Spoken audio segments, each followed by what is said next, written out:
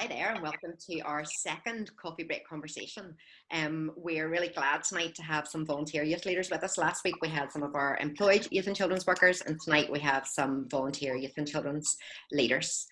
We hope these conversations are useful for you in this time. Really, the aim of them is to be aware of what God is doing through this season, through the hard stuff, through the good stuff, and what he's up to in the lives of children and young people, and how it's impacting them, and how it's impacting what we do, and how we do ministry with and among them. So that's the purpose, and so we hope you enjoy these. If you want to fire a question onto the chat, we'll get it to these guys and get some answers back to you. If there's anything that they say that you're like, oh, I'd like to know how to do that, we can certainly find that out for you. But let me introduce you to who we have today. We have Judith. Judith, do you want to give us a wave? Because I'm not sure if we're all in the same order on each screen. Judith is from Ballymena, and Judith is a youth leader there and takes Bible class as well, along with many other ways in which she volunteers within the local church. So we're really glad that you're with us, Judith, tonight. And then we're going to go, we'll stay north first. So we're going to go to Carol and Simon. Do you want to give us a little wave, Carol and Simon? Yeah, that was just Carol. Simon needs to wave too. Carol and Simon live in Dollingstown but worship in Craigmore Methodist. And they are youth fellowship leaders there. And along with other ways in which everybody volunteers. And Ruth, give us a little wave. I mean, it's kind of last person, but yeah. Ruth is from Mount Mellick and is a youth and children's leader there. So we're really glad that we've got you with us tonight. And I suppose that I always feel like with volunteers, we're like, thank you that you're still doing this in the midst of all this, in the midst of your busy lives as well, and jobs and parenting and everything else that you do. We're going to kick off with a really simple question. How on earth are you finding all this? Oh dear. Well, I suppose, Gillian, for me at the minute, sort of in the middle of all this, I'm a mum. Trying, as my eldest daughter, she's working in the bank, so she's going off to work every day. Middle daughter, she's had her GCSEs cancelled. So we had the trauma of that at the beginning, and then youngest daughter is negotiating homeschool because she just doesn't think it's a good idea to start at 9 o'clock. So it's, it all, I've got all range of things going on, sort of as a teacher at the minute, I'm trying to set stuff in Google Classroom. And do you know what, there's some days whenever I'm sort of thinking, do you know what, it's a good day and I'm really looking forward to the day. And there's other days when I get up and I think, do you know what, I'm really not motivated to do anything, So personally, I suppose I'm getting where the young people are at as well. I think we're all just having good and bad days, and we all have plenty to do. It's just whether we have the motivation in the day to get it done. That's really where I'm at. Yeah. Motivation can be hard some days. I'm with you. I definitely have the good days and the bad days. Today was the days where I see people are better days for me. When I mean see people, I mean on the screen, obviously. What about you, Ruth? How are you finding it all? Well, it's gone fairly hectic, I suppose, in our house, because our schools down here got about 3 hours notice that was it. Doors were closed. Good luck. The older two are getting all their stuff from secondary school on Teams and things, so I really have very little to do with them apart from getting them out of bed, which they're not very pleased about. And making sure constantly at them, have you got your homework done that needs to be done for today? Like literally last week I was emailing something, or was submitting something on Teams for my eldest girl at 16:59 that was due at 5 o'clock. So it had to be done. My youngest one has a complete dislike for school, so homeschooling is quite interesting. We're doing bits, but not quite what the teacher wants. But that's just the way that it has to be. We just get on with it and keep the head down, and there's trials and everything. Unfortunately, we had a couple of bereavements in family, so sort of that's been a very strange procedure to our process to go through, because it's so totally different to what we're used to. So I can only imagine what families are going through who have people who are sick with COVID or whatever. That it is just a very, very hard time. Yeah, absolutely. I'm sorry to hear that, Ruth. That's tough. Absolutely. Carol and Simon, how are you finding it? I think it's just what everyone else has said. It's a funny jumble, isn't it? I think I'm enjoying less school runs, BB runs, everything, sport runs. So the quieter pace is definitely not a bad thing, but I could do with a few more people in my life. And school at home, I guess I thought I was patient. That's what the boys. They did. Yeah. Yeah. Yeah. And you're working, Simon, aren't you, as well? Yeah, I'm working. If my boss is watching, I'm working extremely hard all day long, taking no breaks. But no, it's work's still busy. That's the thing. People still have work still comes in for folks. It still goes on. So there's a lot still happening. It's just it takes that bit longer to make things happen because you can't just hop in the car and go meet people, do things. Everything's just that bit more complicated. But it's that funny juggle, as you say, kind of, you're at home all the time, and so it's just not normal. And so for everybody, it's just taking a while to get used to. But get used to it, we have to. It's just the way it is. So make the best of it. And technology, like we're doing now, technology's everybody's suddenly becoming a quasi expert in how to use all these things. So it's great, I think you're doing well, Carol. Yeah. Yeah, look, I think, and if it's impacting us, how much more is going to be impacting our young people and children as well, in terms of life has literally overnight changed for them, and they're processing so much. How do you think, Carol, how do you think it's impacting the young people that you serve, or your children even? I think it's a funny one because in so many ways they've got freedom just to be and to enjoy family, which in our house mostly means wrestling, to be fair. We keep shouting, we cannot go to hospital in this house.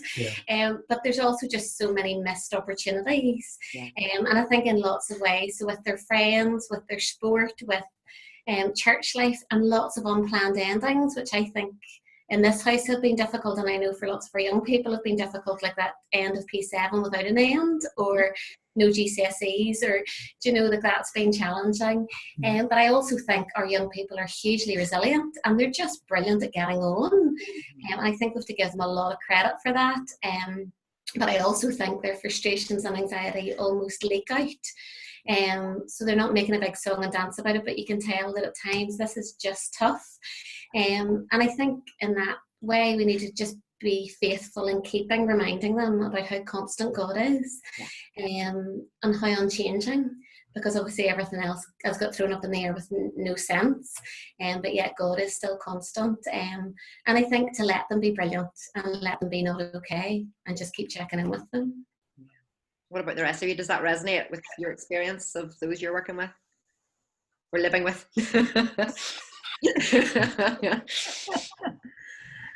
Well, I sort of, with our young people, sort of, I've noticed we started with the Zoom, and sort of we were all really good the first week, and then the second week maybe there might have been one or two dropped off, and sort of it's been trying to think of new ways to keep that engagement up. And actually today was the first time I've had the car in 7 weeks.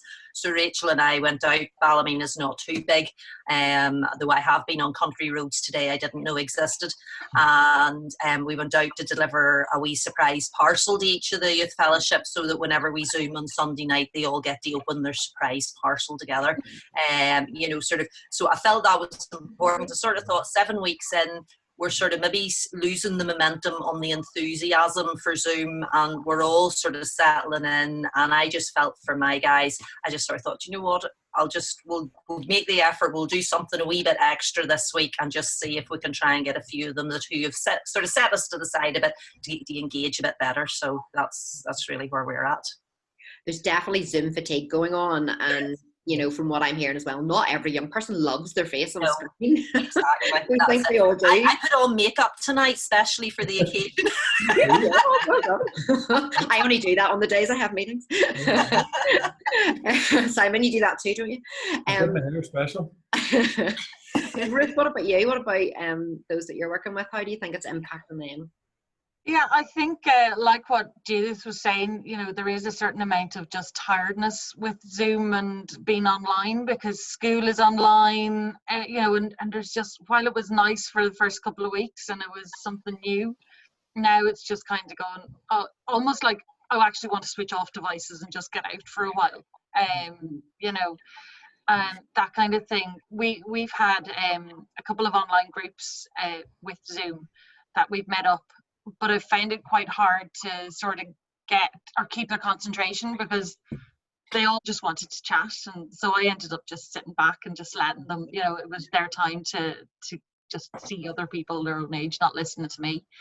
But we've done a couple of district table quizzes on Zoom, and they've been family ones. So the actual people who were invited were the young people, and then their families were invited to join in with them, if you like. And then it sort of flipped, and it went to being nearly all adults on the second one. But there was kids involved, you know, and that was nice to be able to get the families all together, doing something rather than just the youth or just the kids. Yeah, that's a good. I've heard a lot of that actually. That, you know, particularly because if you're involving children, you kind of need the family to be in the room somewhere, don't you? That has been engaging parents in a way that may not have been engaged in the ministry before. So there's real opportunity in that too, isn't there? In what ways do you think has it? Obviously, the very obvious one is everything's moved online. But what ways has it changed what you do with your young people? Has it changed? What ways has it changed what you do? I suppose one of the biggest ways it's changed what I've been doing is we've quite a small kids club in Metmellick at the moment. Well, when I say small, there'd be maybe 10 or 12 kids would turn up, but of that, there's probably 6 that are actually the leaders' kids. You know, so they sort of have to be there. And once all of this happened, just before Easter, I was kind of going, oh, well, you know, it'd be nice to have something for them to do for Easter. So I did a program for them and craft packs, and I just threw it out to 3 circuits, and I ended up having craft packs going to about 40 kids. And I just said, if this is what happens when things go online, I'm just keeping it going online. You know? So the kids all got craft packs, and then each day for Holy Week I put up a YouTube video. And in that there was just the reading and a story to go with it, and then a demonstration of the crafts for the day. So for the summer, because everything is now cancelled for the summer, and we were meant to have the Tom team down running, I was looking forward to a summer off from Kids Club because we're having the Tom team. So what I've decided to do is actually cast it out to the whole district. Brilliant. So a similar idea that the kids will all get directly to them in the post, because they all love getting post, little craft packs and some instructions and stuff. And then each day for a week in the summer, there'll be a playlist put on YouTube. So that's going to include some songs from the Tom team, hopefully some drama, maybe a few guest appearances, and you know, just activities to do with the kids. And it's actually going to be based on the Inspire, you know, the Wesleyan way of life, this guy. So it's going to be loosely based on that. So it's actually building up the disciplines of the kids, of actually sitting down and reading their Bible and how to look at it that way, but then tying it in with Paul's journeys through the New Testament as well, and things like that. So that's the plan. It has to get from here to paper. But, you know, I love it. But I love that there's 40, 10 kids in your kids club is a good number to have in your kids club. And then suddenly it's 40, but actually the multiplication of that even to June, to how many kids will actually get to engage in a way that maybe they haven't before. And I think across the board we are experiencing a wee bit of people who maybe haven't engaged before with church are finding a way to engage, which is really challenging, isn't it? how we did church. What about the rest of you? What's shifted? What's changed in how you're serving your young people? I think, for us, we've kind of, it's the same thing. Everybody's having to do the stuff online, whether we like it or not, and that's kind of how it's going. So, we mentioned the quiz. We've been doing quiz, nearly every Saturday evening, and the same thing. You find in that there are people who, are taking part who, maybe have nothing to do with, come near our doors at all. Who are taking part, or far-flung parts of the country, and it's fantastic. And it's great to kind of have them taking part and feeling like they're part of something. And again, for us, the amazing thing has been, we started, I thought, 1 or 2 weeks of this, and people will be like, that's enough. They're crying out for it. It's for some of them, it's the highlight of their week. And It's now you're stuck with it. this is it. Don't start one. You start. No, I mean, do start with one. They're good. But I mean, so it's been remarkably, it's not hard to do. It's really not. And people keep saying, "Oh, I know all that hard," but it's not really that hard to do. Google is a glorious thing. You can find these things quite easily. And like we have, if anybody needs any, we've got lists of questions from weeks before. We'll email them to anybody who wants them. But it's not that it's difficult, but it's just they so appreciate just having that something that's constant that will come through and will be there. And I mean, Carol's been pinging through WhatsApp group thing, various songs and passages and things for the kids to kind of just take a few moments in the midst of whatever it is they're doing, just to retreat and look at and watch them, which is fantastic. And again, but what you're finding is for a generation that gets criticised for being, glued to their phones or glued to technology, not talking to anybody, not doing anything, just sort of walking in a straight line. The amazing thing has been how, what they want is that connection with people, and what they are missing, even the very fact that they're saying that, if you'd asked them when they were in school, do you want to be in school? No is the answer. No, I don't want to be in school. But as soon as school's closed for a week or two, and they're actually like, hold on a minute, I actually miss school. I actually miss being with people. And so it's amazing to kind of see that difference and that shift. And as I say,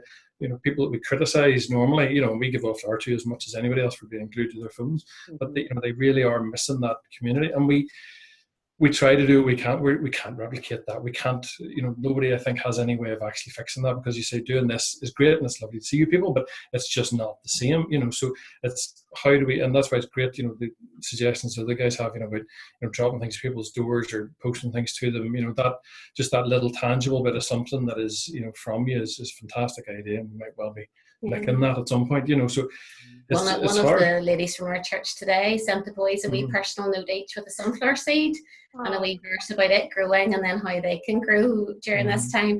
And they're nearly 13-year-old boys. They were just made up. Like, it was such a treat for them, and I think they just felt so valued. So those things are just incredible. I just think the creativity that's coming out for me is the bit that I'm loving, and some of it we don't even know that is in there, and people, there's such thoughtfulness going on at the moment. One of the youth workers I was chatting to the other day was talking about they're struggling a little bit with how do they keep depth in what they're doing. They can do the quizzes and the fun stuff, but actually the depth piece is hard. I don't know whether any of you are finding that, or actually is it the opposite, that you're discovering there's more depth? I'm just firing another question in, apologies. Well, I struggled with that from the point of view of Simon and Carol. They have their quiz, and I foolishly thought I'll do bingo for a night. Now, I know it's not a very Methodist thing to do, but I like to think of it as a maths teacher. It's a lesson in probability. So I'm pushing that, really. But, sort of, I too, like Carol and Simon, discovered it wasn't going to be a one-night event, and the people, and it has morphed into, now the parents are joining in, and now with a few of the older people in the church joining in, and it's becoming multi-generational and intergenerational, and that's been good, because as we're all sort of saying, they do want to meet somebody, and there was a couple in the church, and we had Hat Week last week where you had to wear your silly hat for bingo, and a couple actually dressed up as Mary Poppins and Dick Van Dyke, and literally when we turned on the screen we thought, oh my goodness, it's Mary Poppins, and they're still talking about how they went to all that trouble to do that for them. But in the midst of all that, I have struggled, Gillian, with that idea of, are we getting enough depth? And we had printed out for the young people that Wesley saying, do all the good you can in all the places you can at all the times you can. So in the end, we made a wee video and challenged the young people really to do the all you can challenge, is what we're calling it. Right. And it started off with one of them had coloured in the picture of Royal Mail and put a chocolate bar with it and left it out for the postman. And the postman had given the most gorgeous big smile and a wave. So due to the fact none of my teenagers wanted to colour in a picture, I coloured in the picture for the postman with the chocolate bar. And dear love, he wrote us a wee note back to say thank you very much. And then sort of in thinking about that, then one of the other young people decided, well, I'm going to make cupcakes and deliver them to the neighbours. So then they've challenged the rest of us to do that. So I think we are getting our depth in Yep. service. You know, I'm maybe not feeling it in teaching, but they've all learnt the Wesley saying anyway, so I feel I'm doing something Methodist, even though I'm playing bingo. I think you're balancing it out, Judith. You're all right. That's okay. Thank you. And I suppose that was just an interesting observation from a couple of youth workers who were going, because what they were missing was, do you know those wee ad hoc conversations that happen in the midst of youth group? The wee one where you get a wee divine appointment and a deeper conversation with a young person that obviously over a screen you can't get. But I think we just have to trust that God's got them, don't we? As well.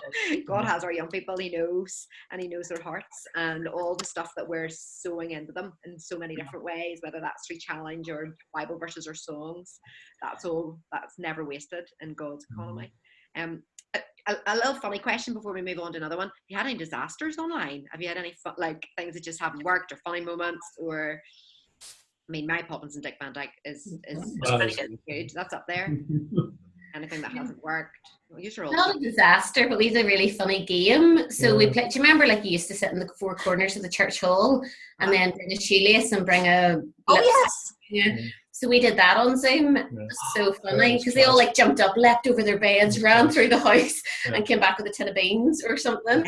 So just as an idea, it was great fun, I have to say. You just have to give a warning, because we did ask at one point for like a picture frame, and then you can see all these precious pictures, you know, of weddings flying across, you know. So you need to just think before you choose your item, you know.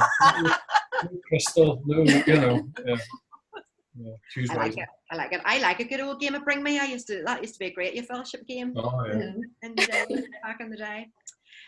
Would you believe we're nearly 20 minutes into our conversation already, and this is meant to be coffee break length. I wonder, could we end with, what do you think God is up to in this season? I suppose in and through your young people and children. Now we're hearing a wee bit of that already from Judith there in terms of the service, but what do you think God's up to? I think it was Simon was going to kick off. I mean, it's one of those things. I think we've been hearing a lot. I mean, everybody is talking a lot about the challenge of these things, and the worry and the stress, and all these things that are kind of coming through from everybody of all ages. But I think throughout it all, you can see the tremendous opportunity that there really is in it, and the amazing opportunity for us as youth leaders, and to be able to be real with the young people. And it's not that you're kind of sitting going, well, children, we're back for another week, and we're not worried at all about this. This is all fine, fantastic, because God has it, and we're all okay. And it's that, not that you're sitting sobbing down Zoom at them, and we're all going to die and what's going to happen. But there's an element of realism and honesty with them, in that I don't have all the answers. I don't understand why certain things happen in life. I don't get why, as you mentioned earlier, about people not being able to go to funerals and this sort of thing.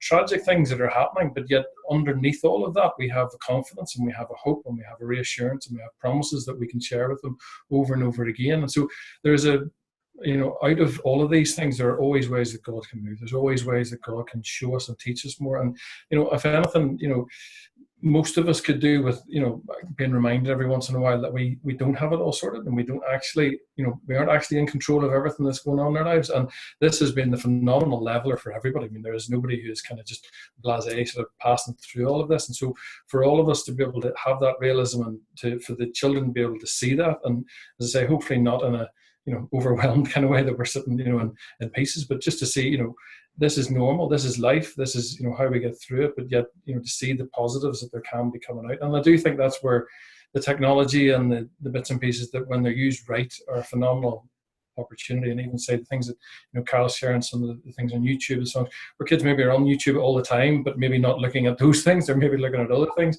Like I know one of ours, we're looking at football videos all day long, but so just to realize there's other things out there, and there's other things that they can be capturing their imagination with. So I think there's phenomenal stuff happening, phenomenal stuff will be happening, but it'll just be fascinating to see how we transition out of this, and what bits we hold on to, what bits we lose. But it's ultimately, what does God want to do with it? Absolutely. And it's so encouraging. I just think as well, as you said, Carol, young people are so resilient, and even what they're learning and sharing what they're learning. I've been so inspired by some stories I've heard of what young people are really learning, and in this season, allowing God to teach them through the hard and the good. Anybody else, as we finish, what do you think God's up to? I think for me, it's just time. I think it's the fact that we're now measuring time differently. or as my Rachel's been saying, what is time, as she decides at 11 o'clock at night to do something, because it doesn't really matter about getting up in the morning, you know. So I think it's just that whole time, how we use our time, and the time that we now have to be quiet, that we're not running around, you know, sort of. And it's changing every day. It's changing every day. And I think, you know, as Simon has said, it's that hope that we cling to, that we believe in a God, and we have a Heavenly Father who is bigger and knows what's going to happen, and we just have to live our lives in a trusting way. And living our lives in a trusting way around young people is so significant, because they get to see that. You know, they'll see that more than, and even they hear it from you, you know, because they're watching. Yeah. What about you, Ruth? Have you any sense of what God's up to at the moment? I think, you know, it's sort of what we're looking at the moment is how the young people can actually own their own faith as well. That they're not constantly needing to have somebody there to hand stuff to them. You know, that they are able to actually grow that faith themselves, you know, with God. But and we see that in our churches as well, where perhaps we're moving away from constantly needing to be fed by ministers and taking ownership of our own paths, if you like. And that's the same with the children, that and young people, that they actually know now what it is to rely on God, because nobody knows what tomorrow's going to bring. You know, and everything just got switched off so quickly. I know I'm incredibly proud of how the kids are actually have dealt with all this a lot better than some adults are dealing with it. You know, but I think that God is using this time for them to know that they can rely on Him, rather than, and not just on whoever it is who's leading, you know, a youth club or kids club or whatever it is on a weekend or Sunday. Yeah, God's always busy, isn't he? Not in our sense of busy, but in that He's always up to something. And I am probably really intrigued as to what the next few months look like. And we could go into a whole other coffee break conversation around what will it look like in 3 months' time, and maybe we'll do that some other time. But again, I think I'm just being encouraged, and just so encouraged by the creativity and commitment of leaders at the minute, and really struck by everybody going, right, there's a real kind of like, right, we'll not be beaten by this, what will we do? And so I think that resilience is in so many people, and I know that for some the days are hard, and that for some of us the days are hard, but also there's just real light in the midst of all of this as well. Guys, just thank you for giving up your time. I hope those of you who are watching us have enjoyed a little cup of coffee or a cup of tea and a biscuit, and learned something today from the conversation. And again, if you have any questions, please do fire them into the chat. And as we go on, we'll be talking to different groups of people, and we might talk to a few ministers at some stage. We might talk to some more parents, some teachers, some young people themselves. So we'll see how the next few weeks go. But we hope it's been useful. Thank you.